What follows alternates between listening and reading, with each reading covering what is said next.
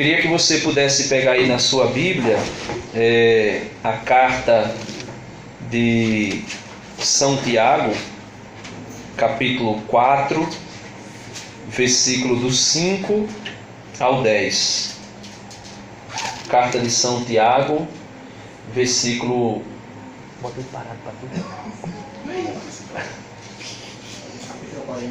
Capítulo 4 de São Tiago, versículo 5 ao versículo 10, tá certo? Tiago 5 ao 10. 4, São Tiago 4, capítulo 5 ao 10. Ou melhor, capítulo 5, versículo 4 ao 10. São Tiago, capítulo 4,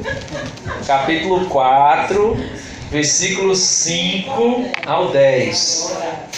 Tiago 4, 5 a 10. Eu confundi aqui, troquei os versículos e capítulo. E também você deixa separado aí São Lucas, né? São Lucas, capítulo 1, versículo 46 a São Lucas, capítulo 1, versículo 46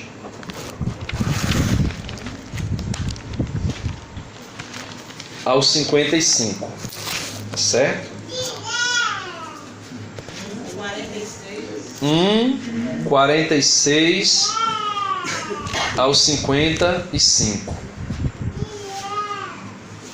A gente vai ler primeiro Tiago, tá certo?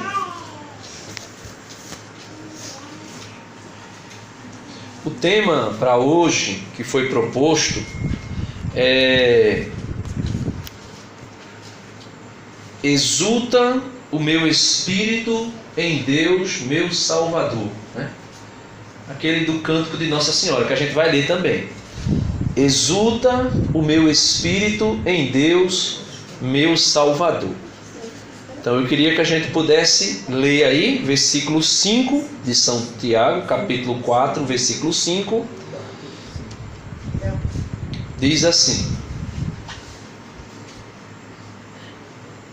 ou julgais que é em vão que a Escritura diz: ele reclama com ciúme o Espírito que pôs dentro de nós, mas nos dá uma graça maior, conforme diz a Escritura: Deus resiste aos soberbos, mas dá graça aos humildes. Sujeitai-vos, pois, a Deus, resisti ao diabo, e ele fugirá de vós. Achegai-vos a Deus, e ele se achegará a vós. Purificai vossas mãos, pecadores, e santificai vossos corações, homens dúbios. Então, São Tiago, ele traz para nós um segredo para nós podermos sermos agraciados por Deus. O segredo está em humilhar-se diante dele, né? Se humilhar. Ele diz aqui no versículo 7: sujeitai-vos, pois, a Deus, resisti ao diabo, e ele fugirá de vós. Achegai-vos a Deus, e ele se achegará a vós. Então, sujeitai-vos. Se sujeitar é se colocar à disposição da vontade do outro. Eu me sujeitar a Deus é dizer ao Senhor: Senhor, eu estou aqui, que seja feito segundo a tua vontade. Que seja feito segundo a tua vontade. No versículo 6, ele diz: mas ele nos dá uma graça maior, conforme diz a Escritura. Deus resiste aos soberbos, mas dá sua graça aos humildes. Então, quando nós nos sujeitamos a Deus em humildade, e nesta humildade a gente se coloca diante dele para dizer: eis-me aqui, como disse o profeta Isaías no capítulo 6 do seu livro, a vocação de Isaías. O Senhor apareceu a Isaías, Isaías contemplou o trono de Deus e viu o trono de Deus, e do trono de Deus veio a ele serafins, e os serafins chegaram diante dele e disseram que o Senhor o chamava para ser profeta. E ele disse assim: ai de mim, Senhor, porque sou homem de lábios impuros e vivo no meio de um povo de impuros lábios. Aí diz o Senhor, por meio de Isaías, que um serafim com uma tenaz, um pegador daquele de pegar brasa, foi diante do altar de Deus, pegou uma brasa e com aquela brasa tocou os lábios de Isaías, e Isaías foi purificado. Por que o Senhor o purifica? Porque o Senhor queria enviá-lo. Mas o Senhor só foi até Isaías porque Isaías se sujeitou a Deus. Porque ele se humilhou. E somente por meio da humilhação diante de Deus é que vem a exaltação. Domingo agora nós celebramos todos os santos. Domingo o outro, domingo retrasado, nós vimos o publicano e o fariseu, aquela parábola que Jesus conta. Sobe para orar o publicano, que é pecador, e o fariseu, O fariseu de pé estufa o peito e começa a orar: Senhor, eu te dou graças. E a oração começa até bem, rendendo graças a Deus. Senhor, eu te dou graças. Por quê? Aí daí para frente desanda. Aí ele diz: porque eu não sou como os outros homens. E ele ainda diz o resto: eu não sou como o resto dos homens. Ele diz, eu não sou como o resto dos homens. Ladrões, injustos, adúlteros, e nem sou como esse publicano aí atrás.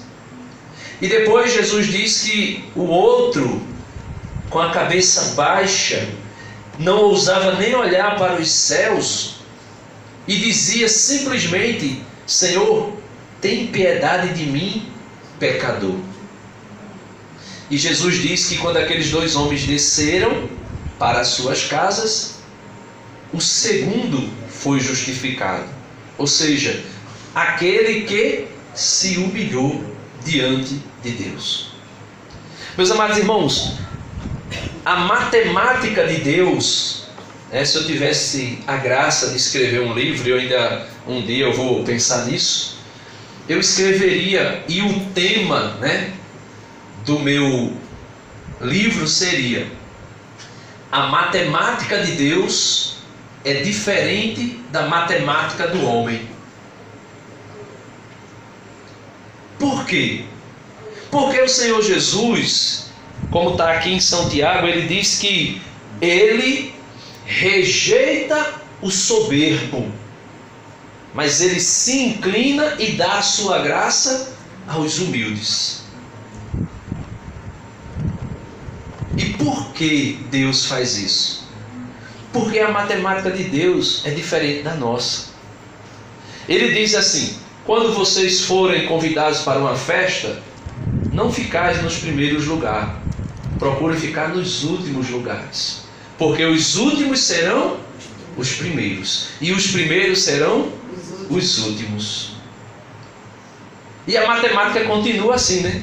Quem se humilha será exaltado. Quem se humilha será exaltado.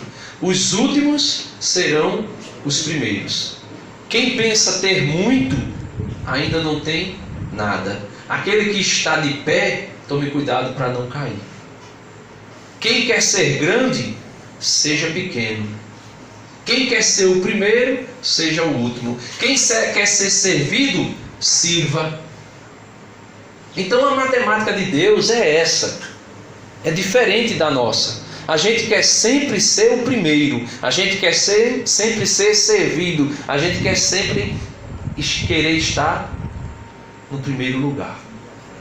Na frente, no destaque. Então São Tiago, quando diz assim: Deus resiste aos soberbos, mas dá a sua graça aos humildes, ele nos arremata para o cântico de Maria, que foi o tema de hoje. Exulta o meu espírito em Deus, meu Salvador. Vamos dar uma olhadinha aí nesse cântico de Nossa Senhora. Exulta o meu espírito em Deus, meu Salvador.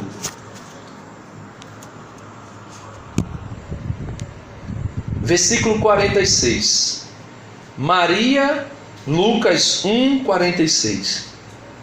Maria então disse: a minha alma engrandece o Senhor, e o meu espírito exulta em Deus, meu Salvador, porque olhou para a humildade de sua serva. Então ela não disse que ele olhou para a grandeza da sua serva. Ela não disse que ele olhou porque ela era a primeira. Ela não disse que ele olhou porque ela era grande, importante. Ela diz que ele olhou para a humilhação, para a humildade de sua serva. Aí a gente começa a ver que a humildade é diferente do espírito de menos-valia. Aquela pessoa que se faz de sonso, né? Tem aquele que você olha assim, aí você olha e diz: rapaz, fulano é tão humilde, né? Mas na verdade fulano está se fazendo de coitadinho, que é para poder receber a atenção de alguém, para ser chamado para o centro da coisa. E a humildade é diferente disso. E às vezes a gente também cai na tolice de olhar para alguém pobre mesmo, eu digo pobre, até às vezes em situação miserável. Aí a gente vai e diz: fulano é tão humilde, pensando que humildade é a mesma coisa que pobreza. Só que humildade não é a mesma coisa que pobreza. Porque existe muito rico humilde, mas também existe pobres orgulhosos. Muito orgulhosos. Então, quando nós olhamos para o cântico de Maria, nós conseguimos entender que humildade não é sinônimo de pobreza e nem de espírito de menos-valia, se fazer de coitadinho. Ela disse, veja que ela disse, versículo 47: e meu espírito exulta em Deus, meu Salvador, porque olhou para a humilhação de sua serva. Aí ela diz sim. E agora o que é que ela fala? Doravante as gerações todas me chamarão de bem-aventurada. Então, na humildade dela, ela faz com que aquela expressão que o apóstolo Paulo usou em muitas de suas cartas caia nela. Eu acho que Paulo aprendeu com Nossa Senhora, porque ela disse: ele olhou para a minha humilhação, e olhando para a minha humilhação, agora sim, doravante, ou seja, daqui por diante, daqui para frente, todas as gerações me chamarão de bendita. E bendita por quê? Porque ela era grande? Não. Porque ela era humilde. Bendita por quê? Porque ela era importante? Não. Porque ela era lá de Nazaré. E eu me lembro que Natanael disse a Filipe, né? Oxe, de lá de Nazaré pode sair alguma coisa boa? De lá de Nazaré pode sair alguma coisa boa? Se ele disse isso de Jesus, imagine quando dissesse assim, é o filho de Maria. Oh meu Deus, de Nazaré não dá para sair nada bom não. Aí eu acredito que Paulo, né, aprendendo com Nossa Senhora, aí Paulo nas suas cartas disse assim, olha, sede os meus imitadores, como eu sou de Cristo. Veja que Paulo era humilde, mas porém na humildade ele teve a ousadia de dizer, imita o que eu faço, porque eu imito a Jesus. Sede os meus imitadores. Será que a gente tem condição de olhar para alguém e dizer assim, fulano, imita a minha pessoa? Pode imitar, eu garanto. Porque eu sigo os passos de Jesus. Então Paulo disse isso aos Coríntios, Paulo disse isso aos Filipenses e Paulo disse isso aos Gálatas. Sede meus imitadores, como eu sou de Cristo. E aos Coríntios ele foi mais ousado, ele disse assim, irmãos, eu tenho visto as vossas mais obras, porém olhai para mim, e sedes os meus imitadores, como eu sou imitador de Cristo. Então Paulo aponta a ferida do outro, mexe na ferida do outro, e diz, olha, está sujo, olha para mim, porque você vai aprender como deve ser um servo de Deus. Então Nossa Senhora diz, agora sim, a partir de hoje, todas as gerações me chamarão de bem-aventurada. E isto não é orgulho, meu irmão. Isto não é vaidade. Isto não é querer aparecer. Isto é reconhecer o que diz o versículo 49. Ele diz, doravante todas as gerações me chamarão de bem-aventurada, pois o Todo-Poderoso fez grandes coisas em meu favor. E é por esse motivo que ela diz que ela será bem-aventurada. Porque o Todo-Poderoso fez grandes coisas em seu favor. Silene disse assim, né, na oração, vamos agradecer a Deus pelas coisas que Ele fez, principalmente aquela que serve hoje como testemunho para as pessoas. Você será bendito entre todas as nações se você declarar o que o Todo-Poderoso fez em seu favor. Se a gente declara o que o Senhor fez em nosso favor, nós seremos benditos. Agora, se a gente começar a declarar, a revelar, a botar para fora o que o encardido fez, pode ter certo, pode ficar certo, que nós seremos malditos diante dos homens. Jesus foi maldito? Jesus foi maldito. E Paulo disse isso, né? Paulo disse que Jesus foi maldito, parafraseando aquele que está em Deuteronômio. Lá em Gálatas 3:13, eu não esqueço nunca mais esse versículo, que ele ficou na minha cabeça, porque como Cícero dizia na oração, obrigado Senhor, porque tu morreste na cruz por mim, para me salvar. E quando ele dizia isso, esse versículo veio na minha cabeça. Quando Paulo disse assim, Cristo se fez maldição para nos libertar da maldição da lei, porque está escrito, maldito é todo aquele que foi suspenso no madeiro. Se Jesus foi considerado maldito e foi humilhado, imagine nós se nós começarmos a revelar aquilo que de feio existe em nós. Então é melhor a gente começar a fazer uma pesquisa na nossa lembrança, como Silene dizia na oração, e reconhecer o que é que o Todo-Poderoso fez em mim de maravilhoso, para que eu possa declarar para as nações. E Nossa Senhora continua dizendo, né? Ela continua dizendo aqui, versículo 50, ou melhor, finalzinho do versículo 49.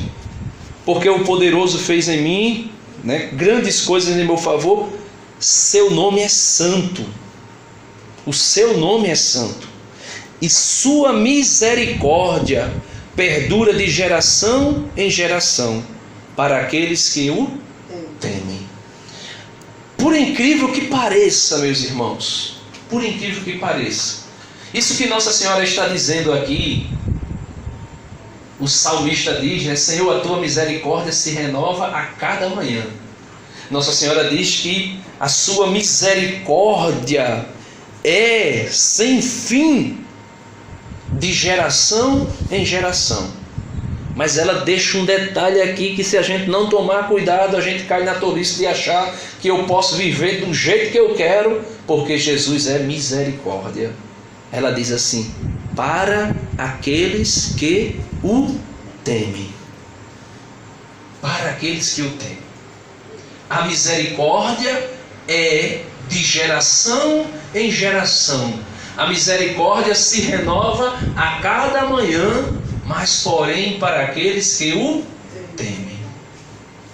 O Catecismo da Igreja diz que quando Satanás caiu do céu, foi precipitado do céu para a terra, o Catecismo diz assim: não é uma falha ou uma deficiência na misericórdia de Deus que não lhe perdoou este pecado, mas é a decisão irrevogável de Satanás de persistir naquilo que escolheu.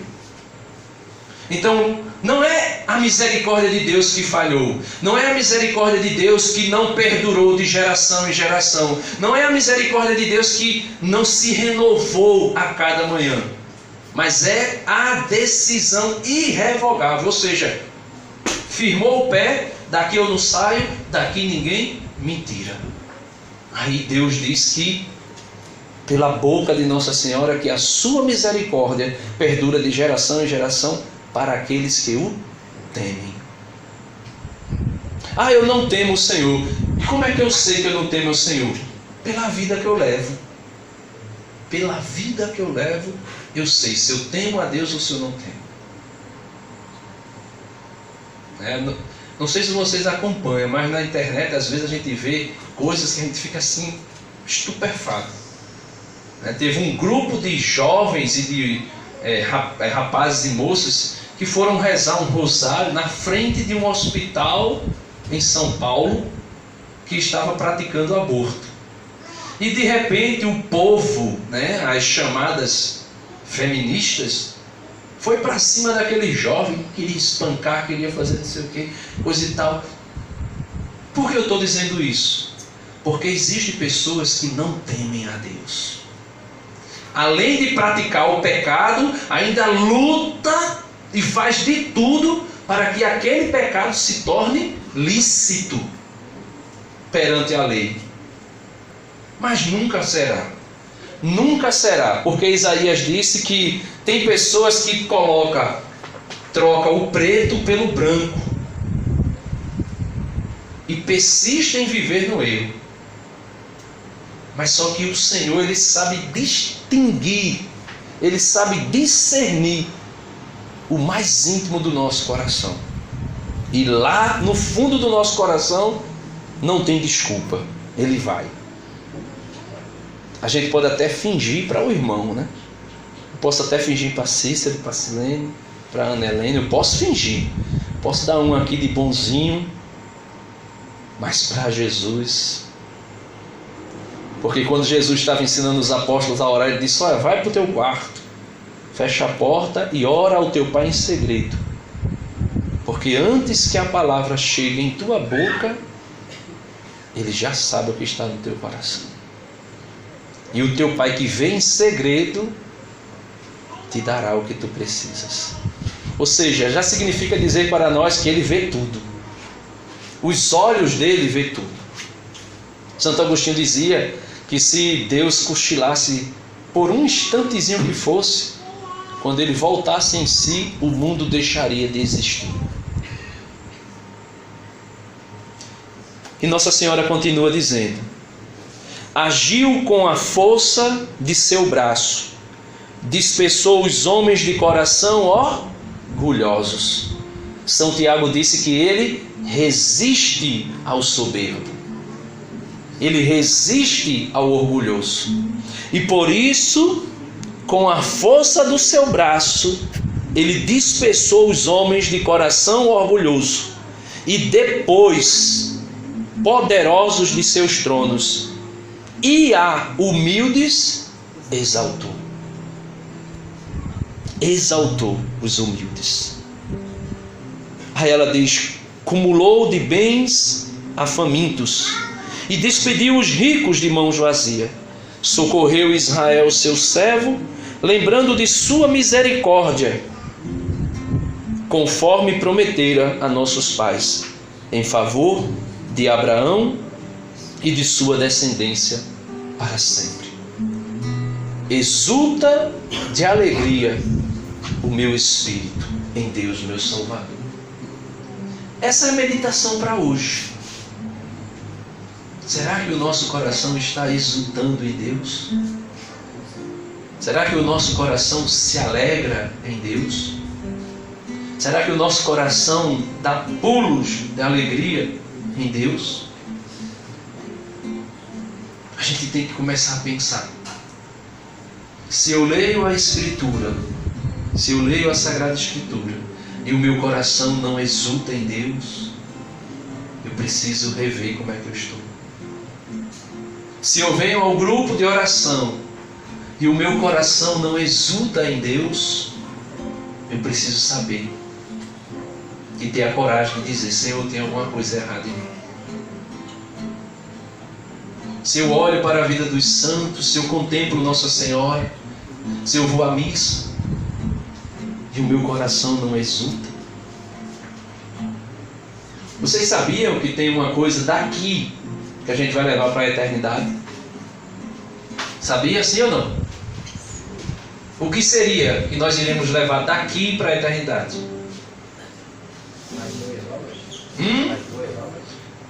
As boas obras receberão galardões. A gente vai receber galardão pelas boas obras. Mas existe algo que a gente faz aqui e a gente vai levar para a eternidade. Vai continuar fazendo. Vou até falar assim para vocês. É uma pista. A gente faz aqui e vai continuar fazendo lá. Hã?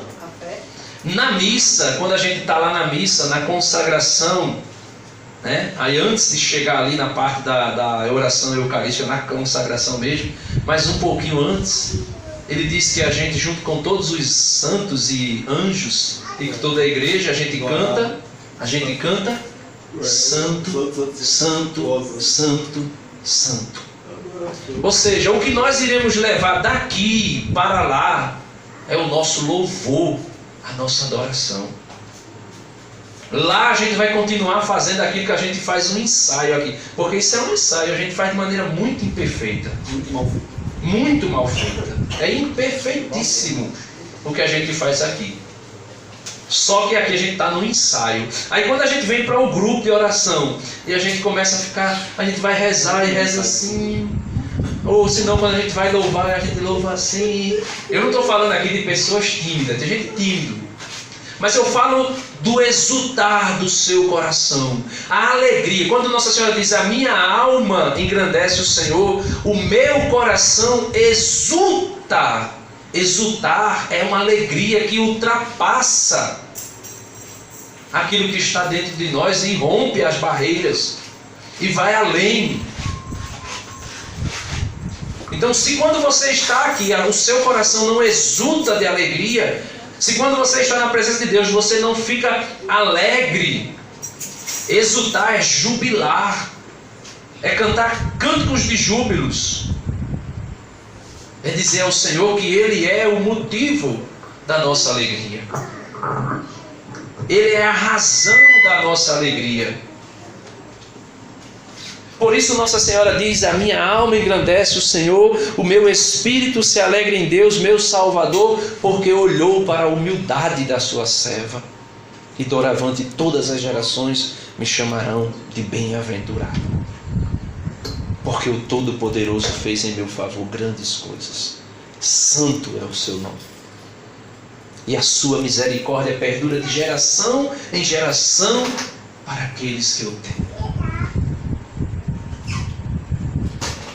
Eu não tenho mais nada para falar e nem gostaria de render muito, mas eu queria que a gente pudesse ficar de pé para a gente continuar o ensaio daquilo que a gente vai apresentar a Deus.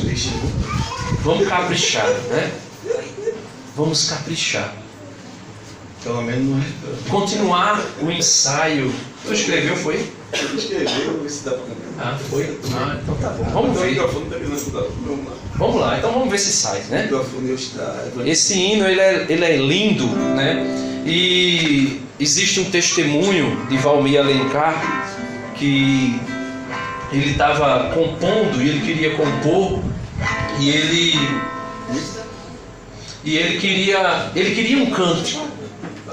Ele queria um cântico, ele gostaria de um cântico para colocar no CD, no DVD, aquele DVD Adoração e Vida.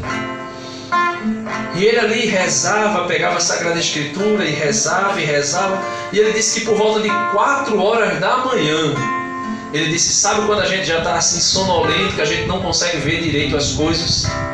Ele disse: 4 horas da manhã, ele rezando, aí ele pedia: Senhor, dai-me um cântico.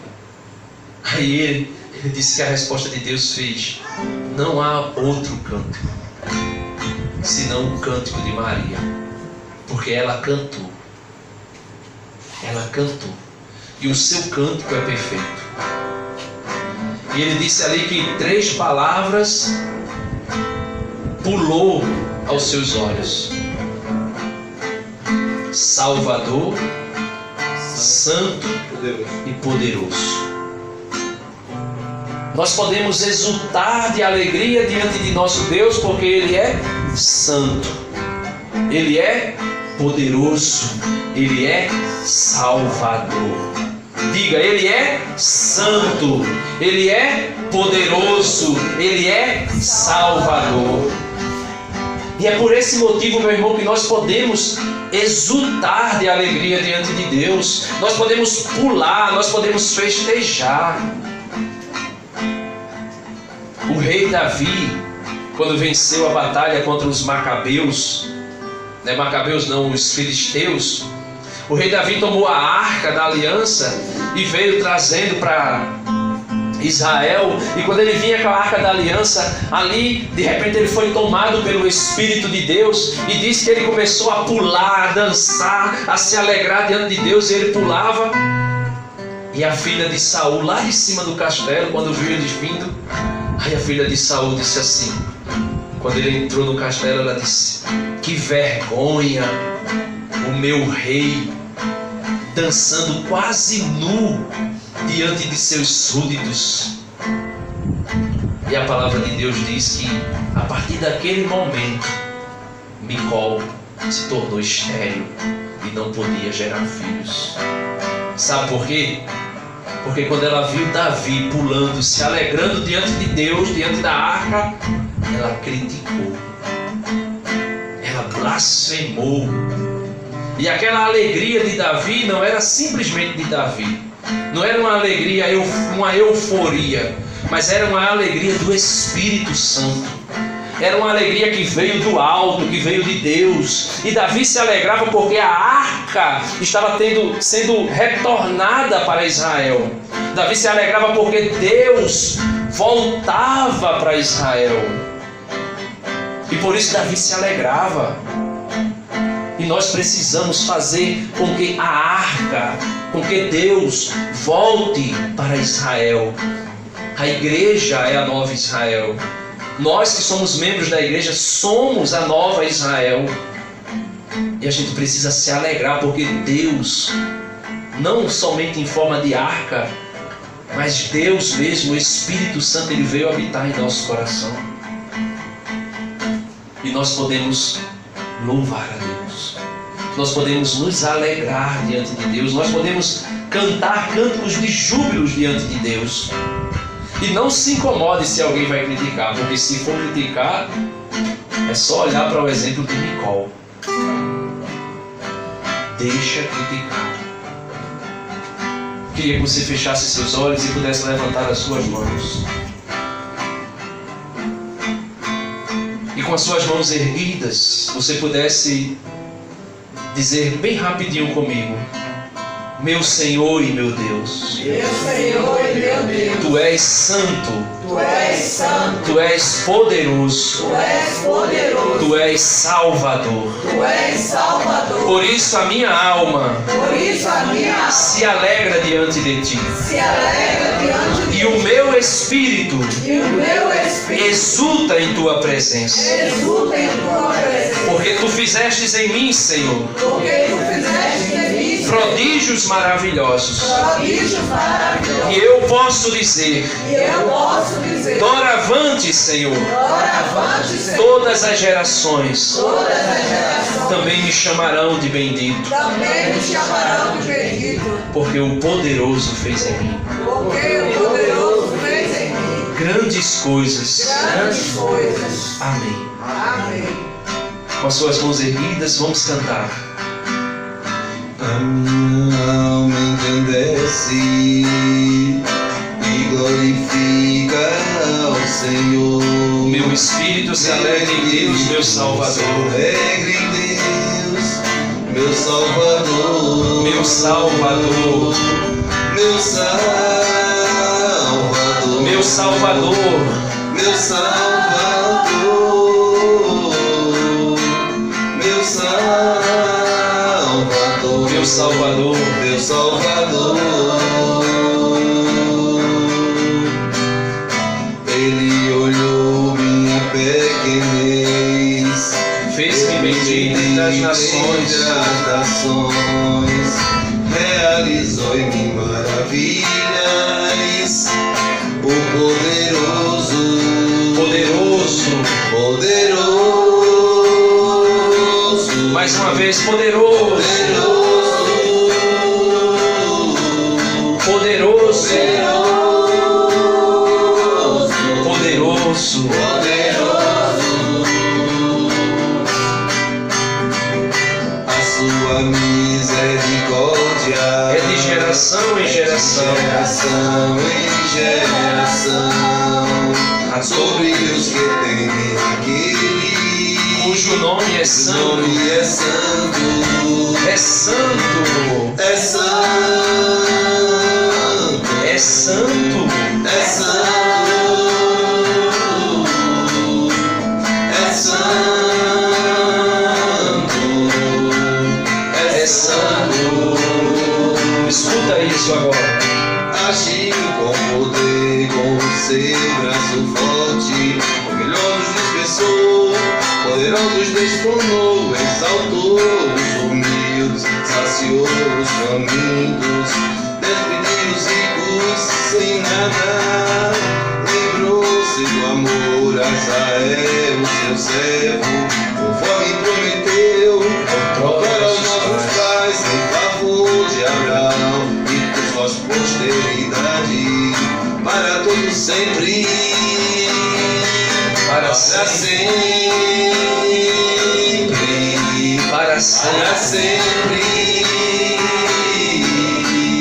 para para sempre, sempre, para sempre, para sempre, para para sempre, sempre, para sempre, meu Salvador, poderoso, meu Salvador, meu meu Salvador, poderoso, cujo nome é santo, poderoso, meu Salvador, poderoso, poderoso, cujo nome é santo, cujo nome é santo,